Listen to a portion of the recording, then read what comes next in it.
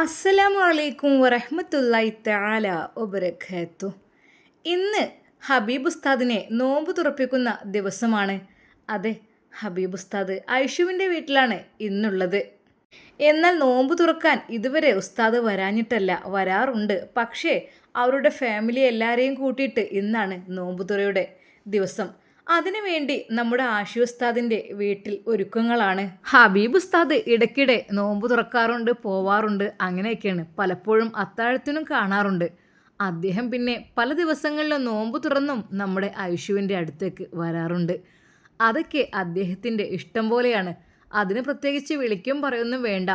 എന്നാലും ഉമ്മ പറയും, പൊന്നു മോളെ ഇങ്ങനെയൊന്നും വിളിച്ചാലും പറ്റില്ലല്ലോ, ചിലപ്പോൾ പെട്ടെന്നായിരിക്കും നമ്മളുടെ അടുത്തേക്ക് നോമ്പ് തുറക്കാൻ വരിക, ഒരു മുന്നറിയിപ്പും ഇല്ലാതെ. അങ്ങനെയാകുമ്പോൾ സ്പെഷ്യലായിട്ട് വേറെ വല്ലതൊക്കെ ഉണ്ടാക്കണമല്ലോ. ഇതിപ്പോൾ അങ്ങനെ പറ്റില്ല ഉമ്മ, ഇനി പ്രത്യേകിച്ചൊരു നോമ്പ് തുറയുടെ ആവശ്യമൊന്നുമില്ല ഐഷു പറഞ്ഞിരുന്നു. എന്നാൽ ഹബീബ് ഉസ്താദിനോട് അവളെ ഈ കാര്യം പറഞ്ഞിരുന്നു. ഉസ്താദേ, അത് പിന്നെ ഉണ്ടല്ലോ, ഉമ്മ പറയുന്നുണ്ട് നോമ്പ് സൽക്കാരം ഉണ്ടാക്കണമെന്ന്. എന്തിന്? ഞാനിവിടെ എത്രയോ പ്രാവശ്യം നോമ്പ് തുറന്നാണല്ലോ. എനിക്ക് എൻ്റെ പെണ്ണിനെ കാണാൻ തോന്നുമ്പോൾ ഞാൻ വരും അല്ലേ, ഞാൻ വരും, നിങ്ങളുടെ കൂട്ടത്തിരുന്ന് നോമ്പ് തുറക്കും. ചിലപ്പോഴാണെങ്കിൽ ഞാൻ നോമ്പ് തുറന്നതിന് ശേഷം തറാവി കഴിഞ്ഞ് നേരെ ഇങ്ങോട്ട് വരും. അത് എനിക്ക് എൻ്റെ പെണ്ണിനെ കാണണമെന്ന് തോന്നുമ്പോൾ ആ സമയത്ത് ഞാൻ വരും. ഒരു പക്ഷേ അത്താഴത്തിന് പോലും ഞാനിവിടെ നിൽക്കാറുമില്ല. അങ്ങനെ ഉണ്ടാവാറുണ്ടല്ലോ അല്ലേ, അത്താഴത്തിനായിട്ട് എൻ്റെ ഉമ്മയുടെ അരികിലെത്തും. അങ്ങനെയും പല ദിവസങ്ങളെ. എന്തിനാ പെണ്ണ് ഇങ്ങനെയൊക്കെ പോരെ? അങ്ങനെയല്ലല്ലോ, ആദ്യത്തേതല്ലേ, അതൊന്നും വേണ്ടെന്ന് അതൊന്നും പറ്റില്ലെന്ന് ഉമ്മ പറയുന്നുണ്ട്. ആ, അങ്ങനെയൊന്നും വേണ്ട പെണ്ണെ, എനിക്ക് എൻ്റെ ഐഷുവിൻ്റെ കൂടെ ഇങ്ങനെ നിൽക്കുമ്പോൾ തന്നെ വല്ലാത്ത സന്തോഷമാണ്. നിങ്ങൾ അങ്ങനെയൊന്നും പറയല്ലേ, അതൊന്നും പറഞ്ഞാൽ പറ്റൂല. എന്താ പെണ്ണെ?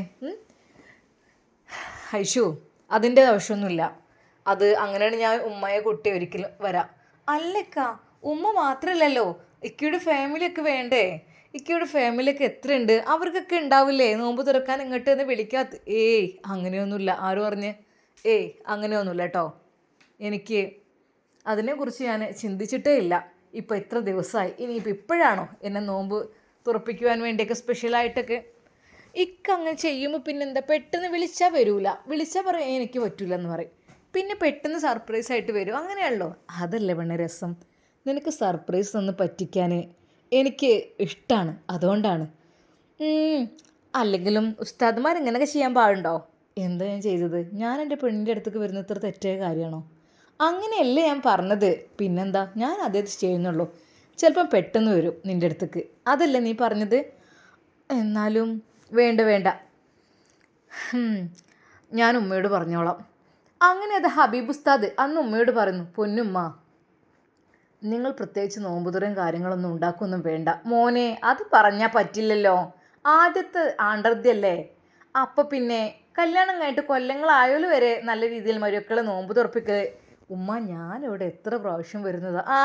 അൻ്റെത് കണക്കാക്കണില്ലേ ഞാൻ. ഈ ചിലപ്പോൾ നട്ട പാതിരാക്ക് വരും, അത്താഴത്തിന് മുമ്പ് എഴുന്നേറ്റ് പോകും, ചിലപ്പോൾ നോമ്പ് തുറക്കണ ആ സമയത്തേക്ക് വരും. അതൊക്കെ ഇപ്പോൾ നമ്മൾ സ്പെഷ്യലായിട്ട് തന്നെ സ്വീകരിക്കണമെന്നില്ലല്ലോ. എന്താ എൻ്റെ പൊന്നു മോനെ നിങ്ങൾ ഇങ്ങനെയൊക്കെ പറഞ്ഞാലേ? വരി, എല്ലാവരും കൂട്ടി വരി. നിങ്ങൾ പറ്റുന്ന ദിവസം പറഞ്ഞാൽ ഞമ്മക്കത് അങ്ങോട്ട് ആക്കാം. എന്നാലേ നാളെ ആക്കിയാലോ മോനെ? ഒന്ന് പറഞ്ഞു നോക്കി, ഒന്ന് വിളിച്ചു നോക്ക്. ഉമ്മയോടൊക്കെ ഒന്ന് പറഞ്ഞ് എല്ലാവരോടും കുടുംബങ്ങളൊക്കെ വിളിച്ചോ. നല്ല രീതിയിൽ തന്നെ ആയിക്കോട്ടെ കേട്ടോ. ഉമ്മ, അതിൻ്റെ ആവശ്യമൊന്നുമില്ല. അത് പറഞ്ഞിട്ട് കാര്യമില്ല മോനെ. എന്തൊക്കെ തന്നെയാലും ഉമ്മാൻ്റെ നമ്പറും കെടുത്തേരി, ഞാൻ വിളിക്കാം. ഉമ്മാക്കും ഉപ്പാക്കൊക്കെ. അല്ലുമ്മ, അല്ല മോനെ തരി.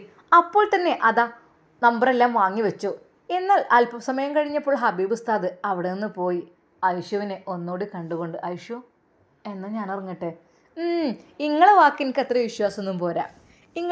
ഞാൻ ഇറങ്ങട്ടെ എന്ന് പോവും, പെട്ടെന്ന് കാണാം ചിലപ്പോൾ മുമ്പിൽ വന്ന് നിൽക്കണ്. എന്ത് റബ്ബേ, ഇതൊക്കെ ഒരു മായാജാലാണോ? അതിനെന്താ പെണ്ണെ, ഞാൻ കെട്ടി എൻ്റെ പെണ്ണിൻ്റെ അടുത്തേക്ക് എനിക്ക് എപ്പോൾ വരാൻ ഒരാളുടെ അനുവാദത്തിൻ്റെ ആവശ്യമില്ലല്ലോ. അതൊക്കെ ശരി തന്നെയാണ്. ഇപ്പോൾ ആശി കൂടി ഇല്ലാതെ ഇപ്പോൾ കുറച്ച് കൂടിയിട്ടുണ്ട്. ആ ഒരു കാര്യം പറയാനുണ്ട് എനിക്ക് ആഷിയെക്കുറിച്ച്. അല്ലാ, അത് പെട്ടെന്ന് എന്തായാലും നോമ്പുതുറയുടെ ആ ടൈമിന് പറയാലേ. എന്തായാലും ഉമ്മ അതിന് വേണ്ടി ഒരുങ്ങി നിൽക്കല്ലേ. ഇപ്പം പറഞ്ഞാലേ, എന്നോട് പറഞ്ഞൂടെ? അതൊക്കെ ഉണ്ട് മോളെ, ആഷി ഉസ്താദിനെ കുറിച്ചൊരു കാര്യം പറയാണ്ട്. എന്തിക്ക പ്ലീസ്, അതൊക്കെ പറയാമെന്ന് പറഞ്ഞില്ലേ. നീ കുറച്ച് ആകാംക്ഷയോടെ കൂടി ഇരിക്കട്ടെ മോളെ. ഐഷുവിൻ്റെ കവിളിൽ ഒരു നുള്ളു കൊടുത്തുകൊണ്ട് ഉസ്താദ് അവിടെ നിന്ന് ഇറങ്ങുകയാണ്. എന്നാൽ കുറച്ച് കഴിഞ്ഞപ്പോൾ തന്നെ അതാ അവരുടെ ഉപ്പാക്കൊക്കെ വിളിക്കുകയാണ്. എല്ലാവരോടും നോമ്പ് തുറക്ക് വേണ്ടി നാളെ വരാൻ പറഞ്ഞിട്ട് ഫാമിലിയോടും എല്ലാവരും കൂട്ടി വരാൻ പറഞ്ഞു. ഇൻഷാ അല്ലാ, അതിൻ്റെ ആവശ്യമൊന്നും ഇല്ലല്ലോ. അതിപ്പോൾ മോനെ ഇടയ്ക്കിടയ്ക്ക് ഹബി വന്നിട്ട് നോമ്പ് തുറക്കാറൊക്കെ ഉണ്ടല്ലോ. അതൊന്നും പറഞ്ഞിട്ട് കാര്യമില്ല എൻ്റെ ഉമ്മ. അതായത് ഹബീബ് ഉസ്താദ് എന്ന് പറഞ്ഞാൽ എപ്പോഴെങ്കിലുമൊക്കെ ഒന്ന് വരും പോകും. അതൊന്നും നമ്മൾ വേണ്ട രീതിയിൽ സൽക്കരിച്ചിട്ടില്ലല്ലോ. ഓൻ അങ്ങനെ തന്നെ. ഓന് തോന്നുമ്പോൾ ഇറങ്ങിപ്പോകും, തോന്നുമ്പോൾ കയറി വരും. ഞാൻ തന്നെ വിചാരിക്കും ചിലപ്പോൾ ചോറൊക്കെ ഞാൻ അവിടെ വെച്ചിട്ടുണ്ടാവും. അപ്പോൾ ഓൻ എന്താട്ടും ചിലപ്പോൾ അവിടെ പോയിട്ടുണ്ടാവും. എന്നിട്ട് വിളിച്ച് പറയും, ഉമ്മ ഞാൻ നില്ലട്ടോ. അപ്പോൾ തന്നെ ഞാൻ പറയും, ആയിക്കോട്ടെ എൻ്റെ മട്ടം പോലെ എന്താ വെച്ചാൽ കാട്ടിക്കോ, എന്നാൽ ഇനി വരുന്ന ദിവസം മാത്രം എന്നോട് പറഞ്ഞാൽ മതി, എന്നാലേ എനിക്ക് ചോറൊക്കെ വെച്ചേക്കുള്ളൂ എന്ന് പറയും. എന്തൊക്കെ തന്നെയായാലും ഓൻ അങ്ങനെയാണ്. ആയിക്കോട്ടെ, ഏതായാലും മക്കൾ നല്ല മട്ടത്ത് കഴിയട്ടെ. അതെവിടെയാണെങ്കിലും അതേ ഉള്ളൂ മനസ്സിക്ക് തെറ്റിപ്പിരിയാതെ നല്ല മട്ടത്ത് റാഹത്തോടു കൂടി മക്കൾ കഴിയുമെന്ന് കാണുമ്പോൾ തന്നെ മനസ്സിക്ക് വല്ലാത്ത സന്തോഷമാണ്. എന്നാൽ പിറ്റേ ദിവസം അതാ അവിടെ നോമ്പുതുറയുടെ ഒരുക്കങ്ങളിലാണ് നമ്മുടെ ഐഷുവിൻ്റെ വീട്. ഉമ്മ അപ്പോഴും വിചാരിക്കും എൻ്റെ ആശയുള്ള കാര്യമെന്ന്. എന്നാൽ ആശി ഉമ്മ വിളിച്ചിരുന്നു, മോനെ ഇന്നാണ് നമ്മൾ വീട്ടിൽ ഇഫ്താർ. ഉമ്മ ഞാനില്ലാത്ത ഇഫ്താറില്ലേ? അതേ മോനെ, എൻ്റെ കുട്ടി ഇൻഷാ അല്ലാ വന്നിട്ട് നമുക്ക് അടുത്ത കൊല്ലമൊക്കെ ഉഷാറാക്കട്ടോ. ഇനിയിപ്പോൾ പോയിട്ടും അല്ലേ ഉള്ളൂ ഉമ്മാൻ്റെ കുട്ടി. ഉമ്മ ആയിക്കോട്ടെ, റാഹത്തായി ഉഷാറായി നടക്കട്ടെ. എൻ്റെ സാന്നിധ്യം അവിടെ ഉണ്ടാകും കേട്ടോ, ദുആയിൽ ഉൾപ്പെടുത്തണം. മോനെ ആയിക്കോട്ടെ. എന്നാൽ ശരിക്കും ആഷിക്ക് ഉമ്മയോട് എന്തൊക്കെയോ പറയണമെന്നുണ്ടായിരുന്നു. പക്ഷേ തൽക്കാലം ഇപ്പോൾ വേണ്ട. ഇനിയിപ്പോൾ പെട്ടെന്ന് ഇപ്പോൾ പറയുമ്പോൾ ഉമ്മ എന്തെങ്കിലും വിചാരിക്കുമോ എന്നുള്ള രീതിയിലും അവൻ്റെ മനസ്സിലുണ്ടായിരുന്നു. എന്നാൽ ഹബീബ് ഉസ്താദിനോട് കാര്യങ്ങൾ കുറച്ചൊക്കെ ഞാൻ പറഞ്ഞിട്ടുണ്ട്. ഹാദിയുടെ വിദ്യാഭ്യാസത്തിൻ്റെ കാര്യങ്ങളും ഒക്കെ. ഇൻഷാ അല്ലാ അതൊക്കെ ഹബീബ് ഉസ്താദ് അതിൻ്റേതായ രീതിയിൽ അളിയനെ അവതരിപ്പിച്ചോളും. അതെനിക്ക് നന്നായിട്ടറിയാം. നമ്മുടെ ഐഷുവിൻ്റെ വീട്ടിൽ നോമ്പുതുറക്കുള്ള ഒരുക്കങ്ങളെല്ലാം പൂർത്തിയായി കൊണ്ടിരിക്കുകയാണ്.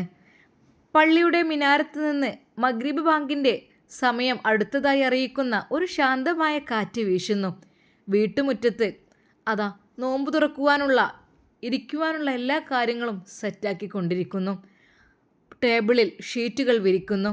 അടുക്കളയിൽ നിന്നുള്ള വിഭവങ്ങളുടെ മണമാണ് മുഴുവനും വീട്ടിൽ നിറയുന്നത്. നോമ്പ് തുറക്കുവാനുള്ള വിഭവങ്ങളുടെ ഒരുക്കങ്ങളെല്ലാം ഏകദേശം പൂർത്തിയായി. അടുക്കളയിൽ നിന്ന് ഉമ്മയും മറ്റ് അയൽവാസികളും എല്ലാവരും ചേർന്ന് പ്രത്യേക വിഭവങ്ങളെല്ലാം ആത്മാർത്ഥതയോടുകൂടി തയ്യാറാക്കുകയാണ്. എന്നാൽ ആ കൂട്ടത്തിൽ നോമ്പുകഞ്ഞിയും അവിടെയും ഉണ്ടാക്കിയിരുന്നു. അത് ചില ഇടങ്ങളിലൊക്കെ സ്ഥിരമായി ഉണ്ടാക്കാറുള്ള അത്. കാരണം പുതിയാപ്പിളയെയും വീട്ടുകാരെയും നോമ്പ് തുറപ്പിക്കല്ലേ, അതുകൊണ്ട് തന്നെ എല്ലാ ഐറ്റംസും വേണമെന്ന് നിർബന്ധമായിരുന്നു. മലബാറിലെ നോമ്പുതുറയുടെ ഹൃദയം തന്നെ നൂൺകഞ്ഞി എന്നറിയപ്പെടുന്ന നോമ്പുകഞ്ഞിയാണ്. അരിയും പരിപ്പും തേങ്ങാപ്പാലും ചെറിയ ഉള്ളിയും ജീരകവും മുളകും മല്ലിയിലയും ചേർത്ത് വലിയ ചട്ടിയിൽ ഇളക്കി പാചകം ചെയ്യുന്നു. ഇത് ശരീരത്തിന് കരുത്തും സമാധാനവും നൽകുന്ന വിഭവമായതുകൊണ്ട് തന്നെ അതും അതിൽ ഉൾപ്പെടുത്തിയിരുന്നു. എന്നാൽ ഉഴുന്നുമാവിൽ മുക്കിയിട്ടുള്ള ഐറ്റംസുകൾ വേറെ. പഴംപൊരി, സമൂസ, അങ്ങനെയൊക്കെ. കടലമാവിൽ ഉള്ളിയും കറിവേപ്പിലയും പച്ചമുളകും ചേർത്ത് പൊരിച്ചെടുത്ത ചൂടുള്ള ഉള്ളിവട ഒരു ഭാഗത്ത് അതാ അങ്ങനെ പൊരിഞ്ഞുകൊണ്ടിരിക്കുന്നു. ഒരു ഭാഗത്ത് ഇറച്ചിപ്പത്തിരി, ഇറച്ചി സമൂസയാണ് ഉണ്ടാക്കുന്നത്. പത്തിരി ചപ്പാത്തി പോലെ മൃദുവായി പരത്തിയെടുത്ത് ഉള്ളിൽ മസാല ഇറച്ചി നിറച്ച് ചൂടോടെ അതും പൊരിച്ചെടുക്കുന്നു. അതിനിടയിൽ ഉന്നക്കായ ഒരു ഭാഗത്ത്. പഴുത്ത പഴം ചതച്ച് തേങ്ങയും പഞ്ചസാരയും ചേർത്ത് പൊരിച്ചെടുത്ത മധുരം, നാരങ്ങാവെള്ളം, ഹഫ്സ, കസ്റ്റാർഡ്, ഫ്രൂട്ട് സാലഡ്, ജ്യൂസുകൾ, അങ്ങനെ പോകുന്നു ഓരോ നിരകൾ. അതുമാത്രമല്ല, അത് കഴിഞ്ഞിട്ട് ബിരിയാണിയും മന്തിയും പൊറോട്ടയും പത്തിരിയും നെയ്പ്പത്തലും അങ്ങനെ വേറെയും. നോമ്പു തുറക്കാൻ എല്ലാവരുടെയും അരികിൽ ആദ്യം തന്നെ ഈത്തപ്പഴവും വെള്ളവും കൊണ്ടുപോയി വെക്കുന്നു. വീട് മുഴുവനും ബന്ധുക്കളും അയൽവാസികളും കൂടി. അത് ശരിക്കും കുടുംബപരമായ ഒരു ആഘോഷം പോലെ നമ്മുടെ ഹബീബ് ഉസ്താദിൻ്റെ ഫാമിലി എല്ലാവരും എത്തി. എല്ലാവരുടെയും മുമ്പിലേക്ക് വിഭവങ്ങൾ വിളമ്പി തുടങ്ങി. പള്ളിയിൽ നിന്ന് മഗ്‌രിബ് ബാങ്ക് നിമിഷങ്ങൾക്കകം കൊടുക്കും. എല്ലാവരും കാത്തിരിക്കുകയാണ് ഈ ഒരു നിമിഷം. ഹബീബ് ഉസ്താദ് ഓർത്തു, അല്ലാ, ഈ സമയം ഏതൊരു പ്രാർത്ഥനയ്ക്കും ഉത്തരം കിട്ടുന്ന സമയമാണ്. ഈ നോമ്പ് തുറക്കുന്നതിന് മുമ്പുള്ള ആ ഒരു സമയം, ഈത്തപ്പഴം കയ്യിൽ പിടിച്ച് നിൽക്കുന്ന ആ സമയം. നോമ്പ് തുറക്കുവാൻ ഏതാനും സെക്കൻഡുകൾ മാത്രം ബാക്കിയുള്ള സമയം. അത് വളരെയധികം പുണ്യമാക്കപ്പെട്ട സമയമാണ്. ആ സമയത്ത് എന്തൊക്കെ തന്നെ ദുആ ചെയ്താലും അള്ളാഹു സുബ്ഹാനഹു വ തആല അത് സ്വീകരിക്കും എന്നാണ്. ഐഷുവും അത് ഓർത്തു. തൻ്റെ പ്രിയപ്പെട്ട ഭർത്താവ് പറഞ്ഞിരുന്നു, അതെ ഐഷു, നോമ്പ് തുറക്കുന്നതിന് മുമ്പത്തെ സമയം വളരെയധികം പ്രതിഫലമുള്ള സമയമാണ്. നമ്മൾ എന്ത് ചോദിച്ചാലും അള്ളാഹു സുബ്ഹാനഹു വ തആല നമുക്ക് തരുന്ന സമയമാണ്. ഈ ഒരു സമയത്ത് നമ്മുടെ മനസ്സിൽ എന്താണ് ഉദ്ദേശം, എന്താണ് ഹാജത്ത്, അത് അള്ളാഹുവിലേക്ക് അങ്ങ് പറഞ്ഞാൽ തീർച്ചയായും അതിന് ഉത്തരം കിട്ടും. കാരണം നോമ്പുകാരൻ്റെ പ്രാർത്ഥന അള്ളാഹു സ്വീകരിക്കും. അതും ആ സമയത്ത് അത്രക്കും പുണ്യമാക്കപ്പെട്ട സമയമാണ്, നഷ്ടപ്പെടുത്തരുത്. എന്നാൽ അതോർത്ത് ഐഷു അവളുടെ മനസ്സിലെ ആഗ്രഹങ്ങൾ പടച്ച റബ്ബിനോട് ഇങ്ങനെ പറയുന്നുണ്ട്. എന്നാൽ അതിനിടക്ക് അതാ പള്ളിയിൽ നിന്നും ആ മനോഹരമായ ബാങ്കുലി കേൾക്കുന്നു. അല്ലാഹു അക്ബർ, അല്ലാഹു അക്ബർ. എല്ലാവരും നിശബ്ദമായി അതാ നോമ്പ് തുറക്കുവാൻ വേണ്ടി ഒരുങ്ങുന്നു. അല്ലാഹുമ്മ ലക്ക എന്ന് പറഞ്ഞു ആദ്യം എല്ലാവരും ഈത്തപ്പഴം കഴിക്കുന്നു, ശേഷം വെള്ളം കുടിക്കുന്നു. എന്നാൽ പിന്നീട് അങ്ങോട്ട് എല്ലാവരും എല്ലാ രീതിയിലുള്ള ജ്യൂസുകളും പലഹാരങ്ങളും എല്ലാം സന്തോഷത്തോടു കൂടി കഴിക്കുന്നു. നോമ്പുതുറ കഴിഞ്ഞ് പുരുഷന്മാരെല്ലാം പള്ളിയിലേക്ക് പോകുന്നു. സ്ത്രീകൾ വീട്ടിൽ ജമാഅത്തായി നമസ്കരിക്കുന്നു. ചുരുക്കി പറഞ്ഞാൽ അത് ആഷി ഉസ്താദിന് വല്ലാത്തൊരു മിസ്സിംഗ് ആയിരുന്നു.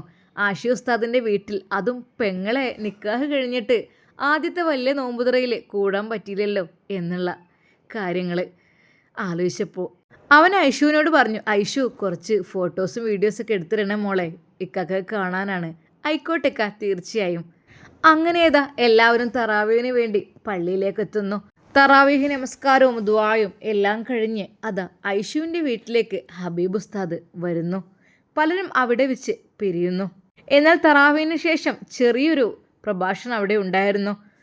റമളാൻ്റെ മഹത്വത്തെക്കുറിച്ചും സ്വതക്കയുടെ പ്രാധാന്യത്തെക്കുറിച്ചും സഹനത്തിൻ്റെ ഗുണങ്ങൾ എന്നിവയെക്കുറിച്ചെല്ലാം അവിടുത്തെ ഇമാം സംസാരിച്ചു.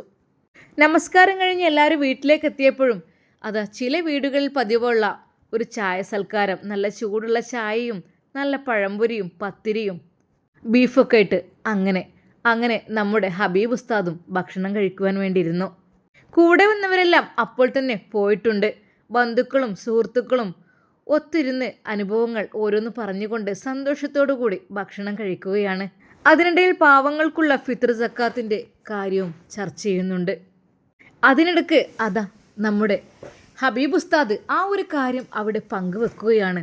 ഉമ്മ, അടുത്ത പ്രാവശ്യം ഇതിലേറെ ആൾ കൂടുമല്ലോ മോനെ. അതെ, എത്ര ആൾ കൂടിയാലും നീക്ക് ഉണ്ടാവുമല്ലോ മോനെ. അതെ ഉമ്മ, നമുക്ക് പുതിയൊരു ഫാമിലി കൂടി വരാൻ നിൽക്കുകയാണല്ലോ മോനെ. പുതിയ ഫാമിലി? ആ അതെ ഉമ്മ, നമുക്ക് നമ്മുടെ ആഷിയുടെ കല്യാണം ഉണ്ടാക്കണ്ടേ. ഒരു നിമിഷം ആ ഉമ്മയുടെ മനസ്സൊന്ന് കുളിർത്തു. മുഖത്ത് ആ ചുണ്ടിൽ ചെറിയൊരു പുഞ്ചിരി വിടർന്നു. ഇൻഷാ അല്ലാ ആവട്ടെ. അല്ലാ. അല്ലുമ്മ, പഠനം കഴിഞ്ഞിട്ടാണോ പ്ലാനിങ്? അല്ല മോനെ, കല്യാണപ്രായമായി കഴിഞ്ഞാൽ പിന്നെ ഇപ്പം എന്താ, അതിപ്പോൾ പഠനം കഴിഞ്ഞിട്ടാണോ, ജോലി ഉണ്ടോയെന്നോ കൂലിണ്ടോ അതൊന്നല്ല. അത് നമ്മൾ മക്കൾക്ക് കഴിവില്ലെങ്കിൽ മാതാപിതാക്കൾ അതിന് വേണ്ടി ഒക്കെ തയ്യാറാക്കി കൊടുക്കണം എന്നാണല്ലോ. എൻ്റെ കുട്ടി ഇപ്പോൾ പഠിക്കുകയാണ്, എൻ്റെ കുട്ടീനെ എത്തുമ്പോൾ പൈസയൊന്നും ഉണ്ടാവില്ല. എന്നാലും മാതാപിതാക്കൾ കഴിയുന്ന രീതിയിൽ അവർക്കുള്ള മഹറിനൊക്കെ ഉള്ള പണം കണ്ടെത്തി കൊടുത്ത് അവർ കല്യാണം കഴിപ്പിച്ച് വിടണമല്ലോ മോനെ. അതല്ലേ ഒരു സന്തോഷം. ഉമ്മ, ശരിയാണ് അതൊക്കെ. ഉമ്മ, എനിക്കൊരു കാര്യം പറയാണ്ട്. എന്താ മോനെ? നമുക്ക് ആഷിയുടെ നിക്കാഹ് അങ്ങോട്ട് നടത്തിയാലോ പെട്ടെന്ന്? പെട്ടെന്ന് വെച്ചാൽ മോനെ എന്താ പറയുന്നത്? ആ, ഒരു മാസത്തിനുള്ളിലൊക്കെ ആയിട്ട് അങ്ങോട്ട്. മോനെ, അത് എന്താ ഉമ്മ? അല്ല, എൻ്റെ മോനെ ജോലിയൊന്നും ഇപ്പോൾ ചെയ്യുന്നില്ലല്ലോ, ഇപ്പോൾ പഠിക്കുകയല്ലേ. അതിനെന്തോ ഉമ്മ? ജോലി ഇല്ലയെന്ന് വിചാരിച്ചിട്ട് നിക്കാഹ് ചെയ്യാൻ പാടില്ലെന്നുണ്ടോ? മഹർ കൊടുക്കാൻ കഴിയുന്നവർ വിവാഹം കഴിക്കുക എന്നാണ്. എങ്കിലും മഹർ കൊടുക്കാൻ ഇവിടെ ആർക്ക് കഴിവുണ്ടെങ്കിലും അത് നമുക്ക് ആശയം കൊണ്ട് നിക്കാഹ് കഴിപ്പിക്കാം. ശരിക്കും ആ ഉമ്മയുടെ മനസ്സിലും ഉപ്പയുടെ മനസ്സിലും ചെറിയൊരു പുഞ്ചിരി വിടർന്നു. മോനെ, ഇൻഷാ അല്ലാ ആയിക്കോട്ടെ. ഇപ്പം പിന്നെ പഴയ പോലെ മഹറിന് പൊന്നും ഇതൊന്നും കൊടുക്കണം എന്നില്ലല്ലോ ഉപ്പ. അത് മഹറിന് മൂല്യമായത് എന്തും എന്നാണല്ലോ. അതിപ്പോൾ ഒരു ഖുർആനായാലും മതി. എന്നാൽ ഉപ്പയുടെ മനസ്സിലും തൻ്റെ പൊന്നും മോൻ്റെ കല്യാണം കഴിയണതിനെ കുറിച്ചുള്ള ചിന്തകളായിരുന്നു. എന്നാൽ നമുക്കതങ്ങോട്ട്, എന്താ മനുഷ്യൻ നിങ്ങളീ പറയുന്നത്? നമ്മളെ മോൻ പഠിക്കുകയല്ലേ. അപ്പോൾ ഈ ഒരു സമയത്ത് എല്ലാവരും ചോദിക്കൂലേ, ചോദിക്കൂലേ വീട്ടുകാരെ എന്താണ് ജോലി കൂലി എന്ന് ചോദിക്കുമ്പോൾ നമ്മൾ എന്താ പറയുക? നമ്മളെ മോൻ പഠിക്കുകയാണെന്ന് പറയാൻ പറ്റുമോ? അതൊന്നും സാറില്ല, ഒക്കെ പഠിച്ചോ അതിൻ്റെ വഴിക്ക് നീങ്ങിക്കോളും. പിന്നെ ഈ വീട്ടിൽ പട്ടിണിക്കിടാതെ ഞാൻ നോക്കിക്കോളും. എൻ്റെ കൈകൾക്ക് ആരോഗ്യം ഉണ്ടെങ്കിൽ ജോലിക്ക് പോയിട്ടെങ്കിലും ഈ വീട്ടിലത്തെ കാര്യങ്ങൾ ഞാൻ നോക്കിക്കോളും. അതിപ്പോൾ ഒരു പെൺകുട്ടി കൂടിയല്ലേ ഇവിടെ ഏറുള്ളൂ. നിങ്ങളെ പോലെ തന്നെയല്ലേ ഓളും എനിക്ക്. അതല്ലാതെ വേറൊന്നും പ്രത്യേകിച്ചൊന്നും വേണ്ടല്ലോ. ഇൻഷാ അല്ലാ എൻ്റെ തടിക്ക് ആരോഗ്യ ആഫിയത്തുണ്ടെങ്കിൽ നിങ്ങളെ ഞാൻ പട്ടിണി കൂടാതെ പോറ്റും. ആ ഉപ്പയുടെ വാക്കുകൾ പറയുമ്പോൾ അദ്ദേഹത്തിൻ്റെ കണ്ണുകൾ നിറയുന്നുണ്ടായിരുന്നു. അല്ല മോനെ, ജോലിയും കൂലില്ലാത്ത നമ്മളെ മോനെ ആർക്കെങ്കിലും പറ്റുമോ ഉമ്മ? അതൊക്കെ പറ്റുമ്മ. അതെ, അതിനു വേണ്ടി എല്ലാവരും ഒന്ന് മനസ്സറിഞ്ഞ് സ്വീകരിച്ചാൽ മാത്രം മതി. പൊന്നു മോനെ ഹബി, മോൻ എന്താ പറയുന്നത്? മോനെ പൈസക്ക് ഇല്ലാഞ്ഞാലേ അതിപ്പോൾ ഉമ്മ പറ്റുന്നൊരാളുണ്ട്. ജോലിയും കൂലിയും ഒന്നുമില്ലെങ്കിലും ഉസ്താദിനെ വിവാഹം കഴിക്കാൻ പറ്റുന്നൊരാളുണ്ട്. മോനെ എനിക്ക് സങ്കടം വരുന്നടാ. എൻ്റെ കുട്ടിയെ പൈസ ഉള്ളവരല്ലേ എല്ലാവരും നോക്കുള്ളൂ. ഇപ്പോഴത്തെ എല്ലാ പെൺകുട്ടികൾക്കും വേണ്ടത് അവർ ചോദിക്കും എന്താണ് ജോലി, എത്രയാണ് സാലറി, എവിടെയാണ് വർക്ക് ചെയ്യുന്നത് എന്നൊക്കെ ചോദിക്കും. എൻ്റെ പൊന്നു മോനാണെങ്കിൽ ഒരു കോഴ്സ് എടുക്കാൻ പോയതല്ലേ, അതിപ്പോൾ ഇപ്പോൾ ഒന്നും അവിടുന്ന് കിട്ടൂലല്ലോ. ഉമ്മ ആര് പറഞ്ഞു? പല സ്ഥലങ്ങളിലും സ്റ്റൈഫണ്ട് ഉണ്ടല്ലോ. നമ്മുടെ ഷാർജ അൽ ഖാസിമിയ യൂണിവേഴ്സിറ്റിയിലൊക്കെ സ്റ്റൈഫൻഡ് സ്റ്റാർട്ടിങ് തന്നെ 35,000 രൂപയുണ്ടായിരുന്നു. ഇപ്പോൾ അതിനേക്കാളും കൂടിയിട്ടുണ്ടാവും. അത് ആൺകുട്ടികൾക്കും പെൺകുട്ടികൾക്കും. ഇവിടെയും അങ്ങനെ ഇല്ലാതിരിക്കൂലല്ലോ മോനെ. എന്നാലും ജോലിയൊക്കെ ചോദിക്കുമ്പോൾ ഉമ്മ ഒന്നും ചോദിക്കൂല. ജോലിയും കൂലിയും പൈസയും ഒന്നും ചോദിക്കൂല. അങ്ങനെ ഒരു പെണ്ണിനെ ഞാൻ പറഞ്ഞു തരട്ടെ മോനെ? അതാരാടാ ഉമ്മ? ഒരു നിമിഷം അത് ചോദിച്ചപ്പോൾ ഉമ്മ, അത് ഹാദിയ. ഒരു നിമിഷം ആ ഉമ്മ ഞെട്ടിപ്പോയി. പൊന്നു മോനെ, അത് കാലുകൊണ്ട് അവൾക്ക് ഇപ്പോൾ ശേഷിയില്ലല്ലോ. അത് മാത്രമല്ല, നമ്മളെങ്ങനെ അവർക്ക് പറ്റുമോ മോനെ? നമ്മൾ വെച്ചാൽ കുറച്ച് പാവങ്ങളല്ലേ, അവരൊക്കെ വലിയ പണക്കാരുമല്ലേ. പിന്നെ ആദ്യമൊക്കെ കാലുകൊണ്ട് നടക്കാൻ കഴിയാത്ത സ്ഥിതിക്ക് എനിക്കിഷ്ടമാണ് ആ പൊന്നു മോളെ. പക്ഷേ നമ്മുടെ ആഷിക്ക് അത് പറ്റുമോ ചോദിക്കണ്ടേ? എൻ്റെ മനസ്സിൻ്റെ ഉള്ളിൽ എനിക്കൊരു കുഴപ്പമില്ല, ഞാൻ അവളെ എങ്ങനെ വെച്ചാൽ നോക്കിക്കൊണ്ട്. പക്ഷേ നമ്മൾ അങ്ങനെ മോനക്ക് ഇഷ്ടമില്ലാതെ ചെയ്യുന്നത് ശരിയല്ലല്ലോ. മോനോട് ചോദിച്ചിട്ട് അവൻ്റെ സമ്മതം ഉണ്ടെങ്കിൽ മാത്രം അതിന് നിൽക്കാൻ പറ്റുള്ളൂ.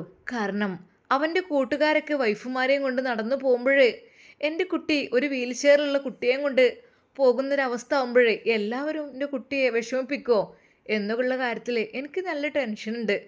എൻ്റെ പൊന്നു മോനെ, എന്തായാലും അവനോട് ചോദിച്ചു നോക്കാം. എന്നാൽ അത് പറയുമ്പോൾ ആ ഉമ്മയുടെ കണ്ണുകൾ നിറയുന്നുണ്ടായിരുന്നു. അത് എന്തുകൊണ്ടായിരിക്കും? അത് ആരോഗ്യവാനായ എൻ്റെ പൊന്നു മോന്, അതെ ഹാദിയ, അവൾക്ക് നടക്കാൻ കഴിയാത്ത സ്ഥിതിക്ക് അവളെ നിക്കാഹ് കഴിപ്പിക്കുന്നത് ശരിയാണോ എന്നുള്ള രീതിയിൽ ഉമ്മാക്ക് മനസ്സിൻ്റെ ഉള്ളിൽ ടെൻഷനുണ്ടായിരുന്നു. എന്നാൽ ഉപ്പ പറയുന്നത് മോൻ്റെ അഭിപ്രായം പോലെ ചെയ്യാം. കാരണം പിന്നെ അവരെന്ന് വെച്ചാൽ വലിയ പണക്കാരാണ്, നമ്മൾ കുറച്ച് പാവങ്ങളാണ്. അതുകൊണ്ട് തന്നെ നമ്മോട് യോജിക്കാൻ അവർക്ക് കഴിയോ എന്നും കൂടി ആലോചിച്ചിട്ട് വേണം. കാരണം ആ കുട്ടി മുഴുവൻ സൗകര്യത്തിൽ ജീവിക്കുന്ന കുട്ടിയായിരിക്കും. അവർക്ക് എല്ലാത്തിനും അവിടെ സെർവൻസാണ്. അതുകൊണ്ട് ആ ഒരു സിറ്റുവേഷനിൽ നിന്ന് നമ്മൾ ഈ വീട്ടിലേക്ക് ചെല്ലുമ്പോഴേ ആ കുട്ടിക്ക് എന്തെങ്കിലും മനസ്സിന് വിഷമമുണ്ടായാലോ? ആ ഉപ്പ അതായിരുന്നു വിചാരിച്ചത്. എന്നാൽ ഹബീബ് ഉസ്താദ് പറഞ്ഞു, ഇൻഷാ അല്ലാ എല്ലാം ശരിയാവും ഉമ്മ ഉപ്പ, നിങ്ങളൊന്നും കൊണ്ടും വിഷമിക്കണ്ട കേട്ടോ. ഹബീബ് ഉസ്താദ് അത് പറഞ്ഞപ്പോൾ അവരുടെ മനസ്സിൽ അല്പം ആശ്വാസം തോന്നിയെങ്കിലും അവർ പരസ്പരം മുഖത്തോട് മുഖം നോക്കി. ഇൻഷാ അല്ലാ, അതെ, ആഷി ഉസ്താദ് പറഞ്ഞിട്ടാണ് അതെന്ന് ഇവർക്കറിയില്ലായിരുന്നു. എന്തൊക്കെ തന്നെയാലും നമുക്ക് ആഷി ഉസ്താദിൻ്റെ അടുത്തേക്ക് നമ്മുടെ ഹാദിയെ പറഞ്ഞേക്കണം. അതെ, അതും ഹലാലായ രീതിയിലായിട്ട്. ഇൻഷാ അല്ലാ. പ്രിയപ്പെട്ട കൂട്ടുകാരെ, നമ്മുടെ പ്രവാസികളെക്കുറിച്ച് ആലോചിക്കുമ്പോൾ വിഷമമുണ്ടല്ലേ, പേടിയുണ്ട്. ഇന്നൊക്കെ എൻ്റെ സുഹൃത്തൊക്കെ വിളിച്ച് എന്നോട് ഇങ്ങനെ പറഞ്ഞു. സുഹൃത്തെന്ന് വെച്ചാൽ ഞങ്ങൾ ഫാമിലിയത്തെ. അവന് പറഞ്ഞു, ഞങ്ങൾ ഖത്തറിലാണ്. ഖത്തറിൽ നിന്ന് ഇങ്ങനെ റൂമിൽ നിന്ന് നോക്കുമ്പോൾ ആ ഒരു മിസൈലുകളൊക്കെ വന്നിങ്ങനെ പൊട്ടുന്ന ഒരു ആകാശത്ത് ഇങ്ങനെ തീപ്പൊരി ഇങ്ങോട്ട് പാറുന്ന രംഗം വലിയ ഭയാനകമായ ശബ്ദം. അതൊക്കെ കേട്ടിട്ട് ഞങ്ങൾക്കിവിടെ നിൽക്കാൻ സമാധാനമില്ല. റൂമിനകത്തിരുന്നാലും സമാധാനമില്ല. ഏത് നിമിഷവും അത് ബിൽഡിങ്ങിലേക്ക് വന്ന് വീഴുമ്പോൾ അതൊരു പക്ഷേ ഒന്നായിട്ട് തകർന്ന് ഞങ്ങളുടെ ശരീരത്തിൽ വീണ് ഞങ്ങളില്ലാതെയാകും. പുറത്തിറങ്ങാൻ പാടില്ലെന്ന് പറഞ്ഞിട്ടുണ്ട്. പുറത്തിറങ്ങിക്കഴിഞ്ഞാലോ അതിലേറെ പുറത്തിറങ്ങരുതെന്ന് പ്രത്യേകം വാണിംഗ് മൊബൈലിലേക്കും വാട്സപ്പിലേക്കൊക്കെ വന്നുകൊണ്ടിരിക്കുകയാണല്ലോ. അതിപ്പോൾ ഇന്നലെ കണ്ടില്ലേ, ഈ ഒരു കാഴ്ച കാണാൻ വേണ്ടി ഒരു പ്രവാസിയായ ഒരു മലയാളി യുവാവ് പുറത്തിറങ്ങിയപ്പോൾ ഈ മിസൈലുകളൊക്കെ തകർക്കാൻ ഇവരിങ്ങനെ രക്ഷാകവചം ഒരുക്കുന്നുണ്ടല്ലോ. അപ്പോൾ ഈ മിസൈലുകളൊക്കെ തകരുമ്പോൾ അത്രയ്ക്കും വലിയ ശക്തമേറിയ ഇരുമ്പ് പാളികളും ദണ്ടുകളൊക്കെ വീഴും. അതും അത്ര ഹൈറ്റിൽ നിന്ന് വീഴുന്ന സമയത്ത് വന്ന് പതിച്ചത് ഇയാളുടെ കാലിലേക്കും തലയിലേക്കുമായിരുന്നു അത്രേ. അതെ, കാല് വേർപ്പെട്ടു, തലക്കും നല്ല പരിക്കേറ്റി അദ്ദേഹത്തെ ഹോസ്പിറ്റലിൽ കൊണ്ടുപോയി എന്നൊക്കെയാണ് അറിയാൻ കഴിഞ്ഞത്. എന്നാൽ വീണ്ടും വീണ്ടും അവർ പറയുന്നത് പുറത്തിറങ്ങരുത്, പുറത്തിറങ്ങിക്കഴിഞ്ഞാൽ പെട്ടെന്ന് നിങ്ങൾക്ക് അത് ഏൽക്കാൻ കാരണമാകും എന്നാണ്. എന്നാൽ അകത്തിരിക്കുമ്പോഴോ അതിലേറെ ഭീകരരംഗം. അവൻ പറയാണ്, ഇന്നലെ ഉച്ചയ്ക്ക് ശേഷം വല്ലാതെ കുഴപ്പമുണ്ടായിരുന്നില്ല, എന്നാൽ ഇന്ന് 7 മണിക്ക് ശേഷം 7 മണിക്ക് സുഖസുന്ദരമായ സുബഹി നിസ്കാരവും ഖുർആൻ പാരായണം എല്ലാം കഴിഞ്ഞ് ഒന്ന് സുഖമായി ഉറങ്ങട്ടെ, ഭയന്നുള്ള ദിവസങ്ങളല്ലേ ഇപ്പോൾ. അങ്ങനെ ഇരിക്കുന്ന സമയത്താണ് ആ ഒരു ശക്തമായൊരു ശബ്ദം കേട്ടത്. ബോംബ് വർഷിക്കുന്ന ആ ശബ്ദം കേട്ട് ഞെട്ടിപ്പിടന്ന് എഴുന്നേച്ചു. അതെ, സ്വന്തം പ്രിയപ്പെട്ട പൊന്നുമക്കൾ, മാതാപിതാക്കൾ, ഭാര്യ എല്ലാവരെയും കുറിച്ച് ഓർത്തു. റബ്ബേ, എനിക്കിനി അവരെയൊന്നും കാണാനുള്ള വിധി ഉണ്ടാവില്ലേ അല്ലാ എന്ന് പറഞ്ഞിട്ടാണ്. അതെ, അത്രക്കും ഭയാനകമായി പേടിപ്പെടുത്തുന്ന ഒരു ജീവിതമാണ് അവരുടേത്. എന്തൊക്കെ തന്നെയാണ്, അല്ലാഹു സുബ്ഹാനഹു വ തആല സമാധാനം നൽകട്ടെ, അവരെയൊക്കെ കാത്തുരക്ഷിക്കട്ടെ. നാട്ടിലേക്ക് പോരാൻ ഒരുപാട് കൊതിക്കുന്നുണ്ട്. എന്ത് ചെയ്യും, പോരാൻ ഒരു വഴിയുമില്ലല്ലോ. അല്ലാഹ്, എന്തൊക്കെ തന്നെയല്ല പ്രവാസികളായ നമ്മുടെ സുഹൃത്തുക്കളെയൊക്കെ അല്ലാഹു സുബ്ഹാനഹു വ തആല ഒരു പരിക്കുകളും പോലും പറ്റാതെ നല്ല രീതിയിൽ റാഹത്തായി നാട്ടിലെത്തിക്കട്ടെ. ആമീൻ യാ റബ്ബൽ ആലമീൻ. അസ്സലാമു അലൈക്കും വറഹ്മത്തുള്ളാഹി തആല വബറകാതുഹു.